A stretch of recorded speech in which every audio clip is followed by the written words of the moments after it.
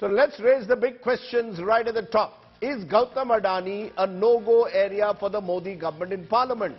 Why then the silence Raj, as we are calling it, over Adani in Parliament? Should the remarks on Adani have been expunged as the Speaker decided to? These are some of the questions we will raise tonight. GVL Narasimha Rao is Member of Parliament, Rajya Sabha and National Spokesperson BJP. Dr. Syed Nasir Hussain, MP and National Spokesperson of the Congress. Dr. Kakoli Ghosh Dastidar, MP Lok Sabha and Spokesperson TMC. And PDT Achari, former Lok Sabha Secretary General. Appreciate all of you joining us. I want to start with you, GVL Narasimha Rao, because the government has to answer this question. The government seems to suggest almost that Mr. Adani's relations, alleged relations with Prime Minister Modi are a no-go area. Why else should both the chairperson of the Rajya Sabha and the Speaker expunge all the remarks concerning the relationship? What is undignified, unparliamentary, indecent and defamatory about raising questions about alleged links between Prime Minister Modi and Mr. Adani? How do they qualify as remarks that should be expunged and not even discussed in Parliament? No, Rajdeep, I thought that's a very elementary question that you're asking. That the relation that is being alleged it's not being talked about as a personal friendship. What is being alleged is that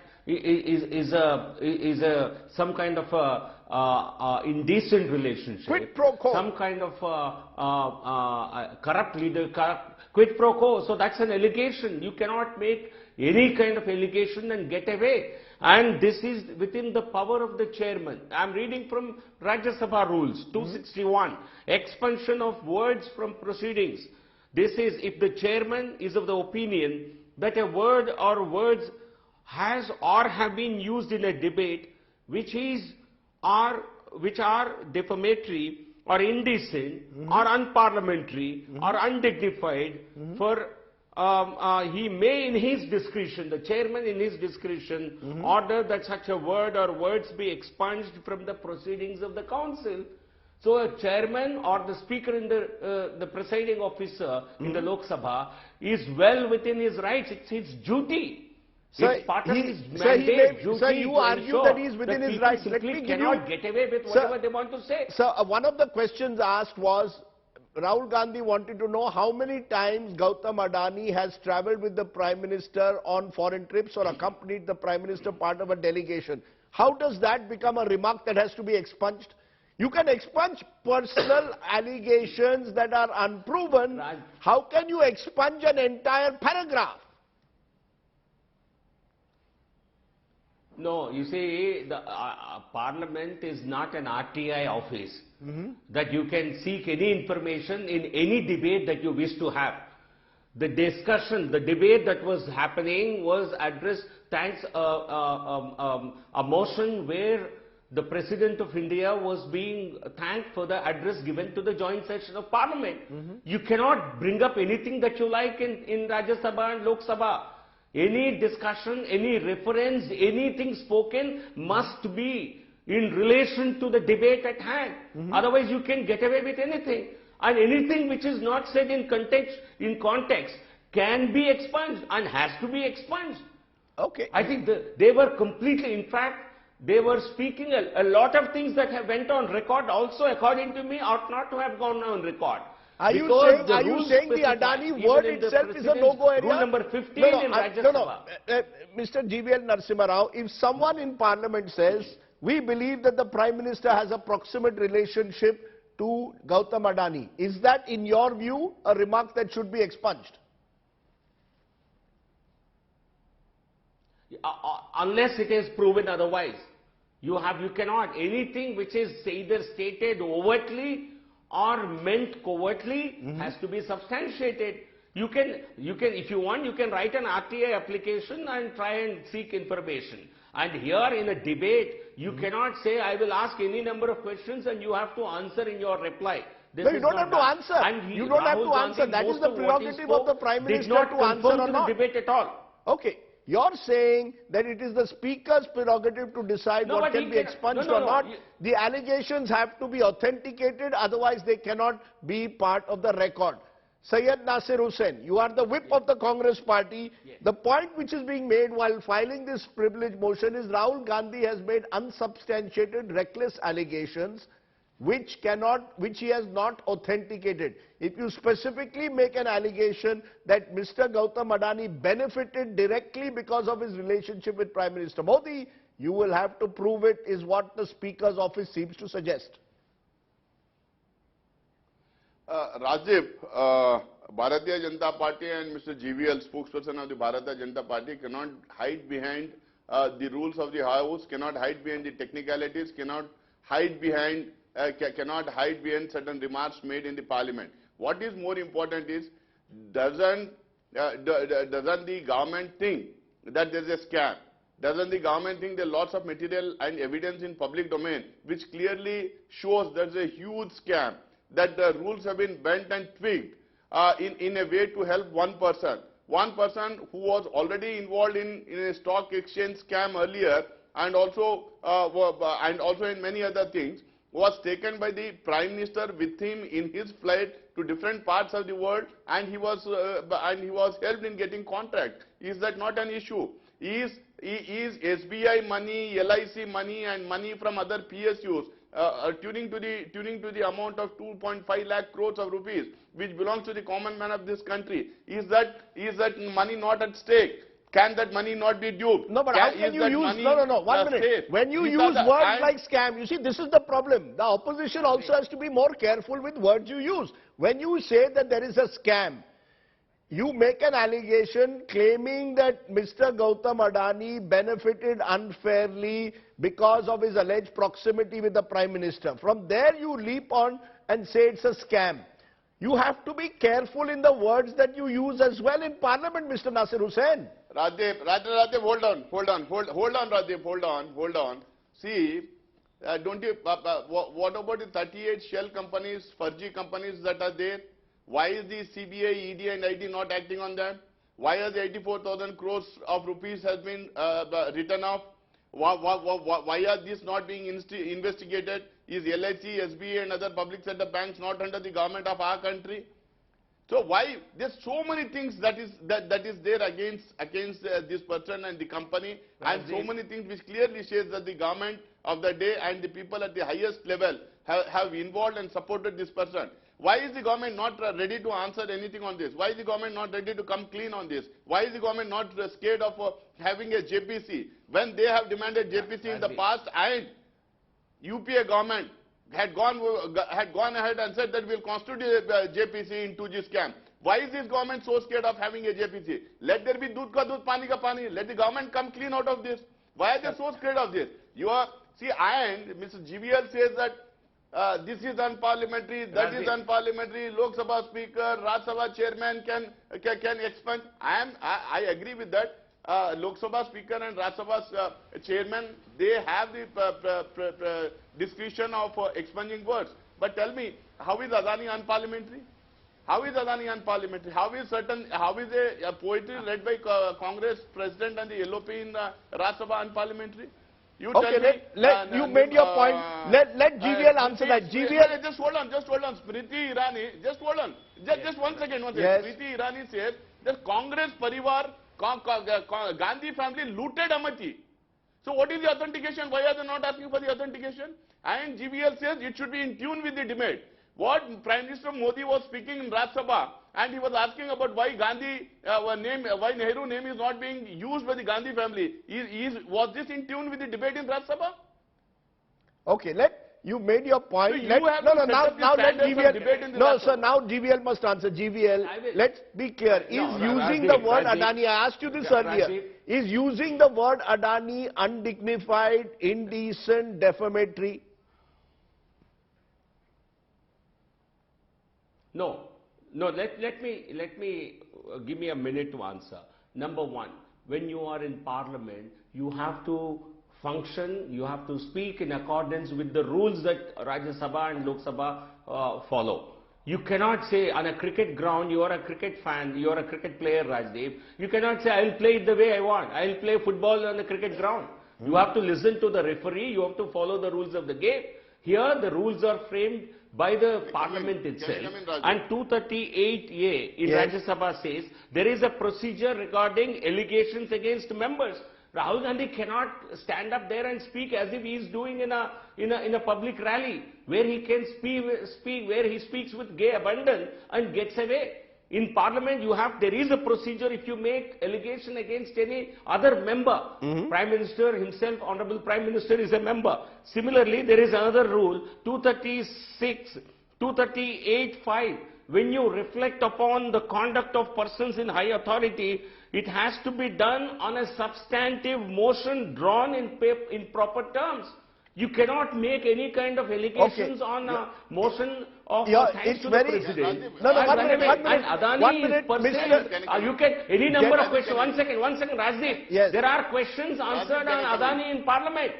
You can ask, there are questions answered about Adani, but you cannot link Adani with Prime Minister. Okay, can I just stop the two of you for a moment? And then Producer, let's go to Kakoli Ghosh Dastidar. She's been waiting patiently. No, Mr. Hussain, you must wait.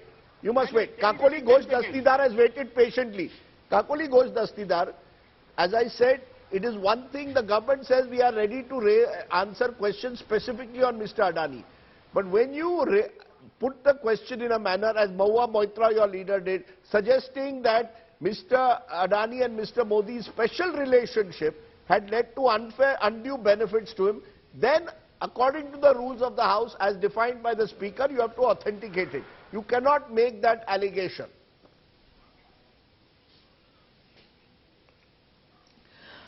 Mahua has already reiterated on the floor of the House that she is written on a number of occasions to concerned organizations, and she has got the copies of the answers. That's what she said. But I cannot answer for her. But as far as the House is concerned now, the Lok Sabha particularly, of which I am a member, I can say that truth has become unparliamentary in the House these days.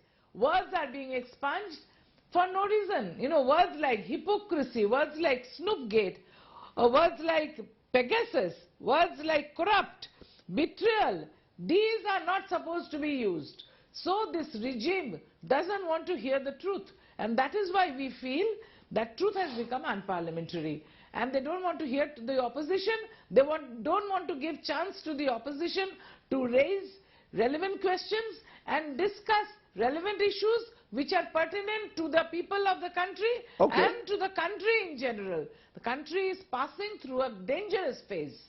You're saying basically that truth is an unparliamentary word in itself. Let me bring in PDT Achari for a moment. PDT Achari, you've been a Lok Sabha Secretary General, you know the rules better than anyone else. Has Parliament now getting a very narrow definition of what constitutes indecent, defamatory or unparliamentary language? If a member asks a question, however, in whatever manner the question is framed, does it become unparliamentary that a privilege motion is moved today against Rahul Gandhi, which he will have to answer by Wednesday?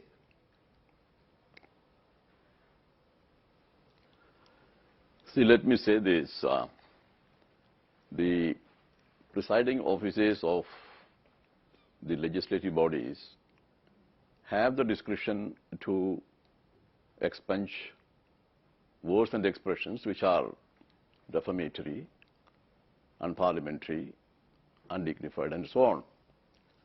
And that is the practice the world over. So here in our rules there are provisions, very specific provisions, where the Speaker or the Chairman have been given this authority to expunge those words. Now, it is actually their discretion. So they have to decide, they have to form an opinion whether a particular word that has been used is unparliamentary, undignified, and so on. But here, normally in the House itself, when a particular word is uttered, if it is unparliamentary, for example, lie.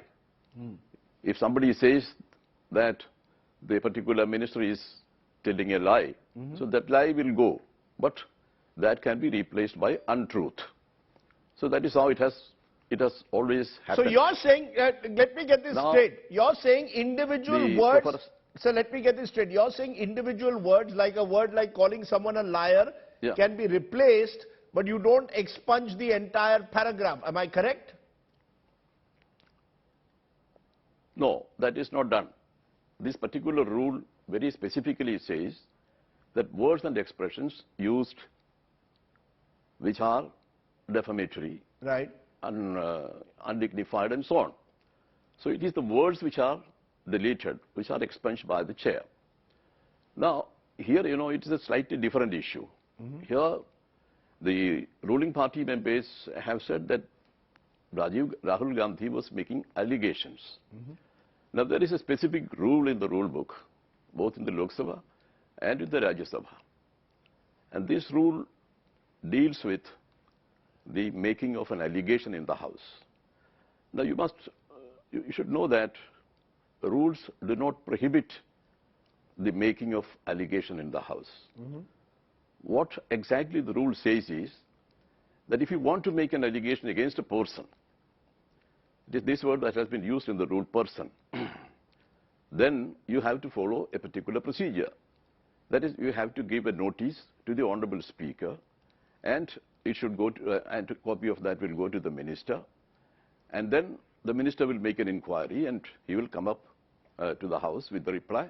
So when the member makes the allegation, then the Minister can counter it and Minister can say, these are the facts. I have made an inquiry and these are the facts.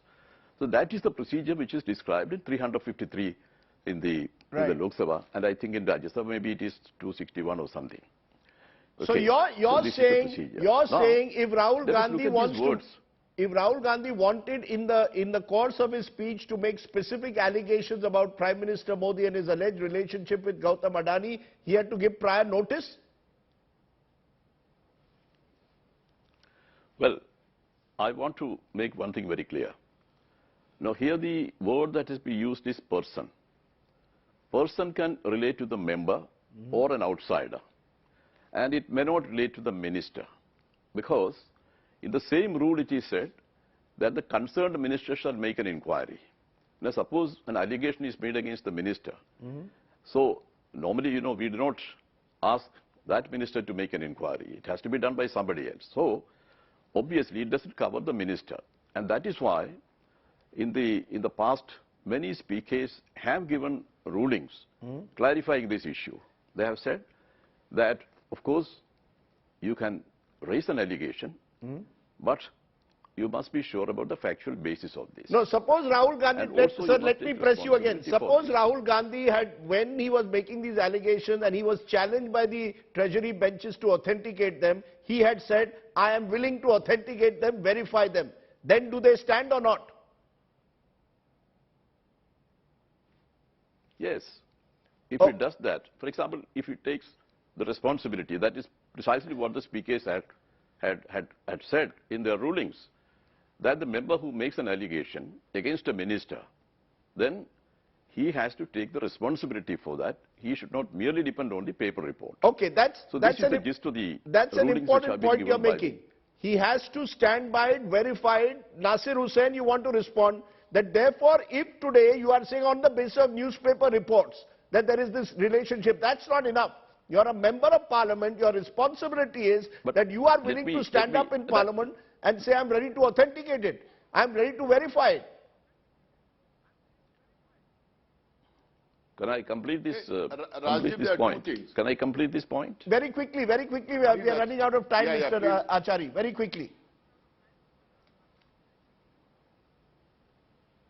Yeah. So we have to see whether it is actually an allegation of a defamatory character or incriminatory character. What exactly is the meaning of these terms? Because these are very significant terms which have been used in the rules. Defamatory, you have to go to the IPC to find out the real meaning and the content of this. And there is a very significant provision in section 499, which says that if an opinion is expressed or if an allegation, for example, an imputation is made against a person who is a public servant, and this imputation relates to his conduct as a public servant, then it is not a defamation. Now this is what IPC says, 499. So you have to in fact analyze this kind of thing. So I get your point. I get your point. However, you have to see whether sir, it however, comes. I get your point now. Let Nasir Hussain respond. Nasir Hussain, therefore the question comes that when you make an allegation, you have to be willing to authenticate it. You can't come to Parliament and say, I'm making this allegation based on a newspaper report. Rajdeep, I think by now I think it is very clear. It is not just the newspaper report. It is not just the Hindenburg report. It is not just the speeches and debates that are happening in the television channel. There is a large amount of evidence which has come out in public. I think which can be presented to the Parliament. What is more important is why are the speakers from Treasury benches not being asked to authenticate? Why are their remarks and statements not being expunged? I have written to the chairman of the Rajya Sabha, and because Mr. Modi, the Prime Minister, while speaking in Rajya Sabha, mentioned that the cash for query case of 2005, Congress was responsible. 5-member committee was constituted. Somnath Chatterjee had constituted that committee. After that, 10 members were found guilty, and out of 10, 6 members were from BJP. Then the House decided to expel them. The BJP walked out of it. So a wrong information was given, wrong allegation was done against the Congress party, even in this speech in Rajya Sabha. I have written to the chairman to expend those votes. Why are these not being taken? Why is authentication not being asked from Smriti Irani when she said that Gandhi Parivar had looted Amity? This was done 3 days back.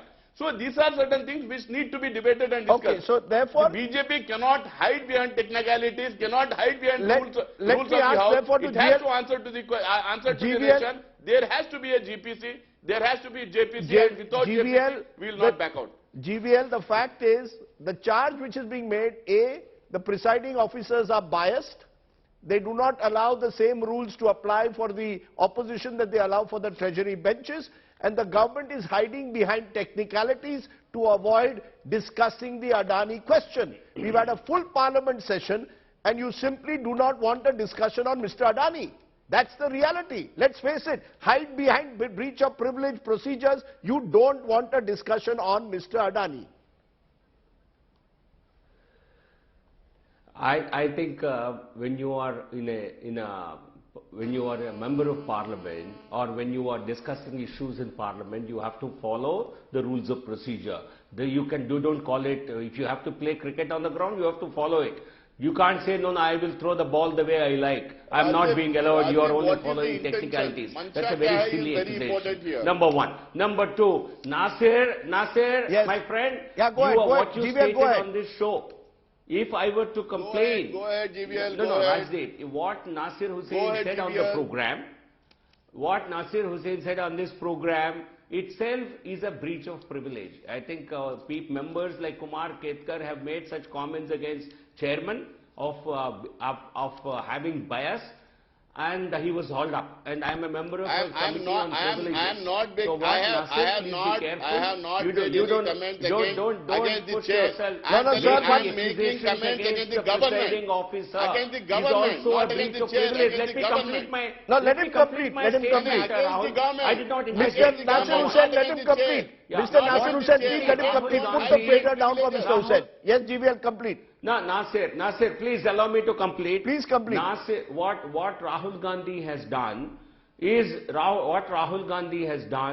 a clear breach of privilege, and therefore he has been called upon to explain in a time frame, in a few days, and otherwise the matter will be referred to the Is this government ready to have a debate on Adani? Yes or no? Before the Supreme Court. Let me say this, Rajdeep. Like he apologized to the Supreme Court, he will have to apologize in Parliament to Prime Minister Mr. Narendra Modi for making baseless allegations. Otherwise, he will have to face the Committee of Privileges and he will face the consequences. Okay. He will have to apologize. It's become now routine for him. He's apologized to the Supreme Court for falsely claiming what the Supreme Court did not state, and he will have to do this in Parliament. Let him practice that. Maybe until the next session of Parliament, let him practice how to tender an apology. Okay. You're insisting that Rahul Gandhi must apologize. The Congress and the opposition is insisting have a full debate first on Gautam Adani. Answer the questions that are raised. Don't hide behind technicalities. Appreciate all my panelists joining me here tonight on our top talking point.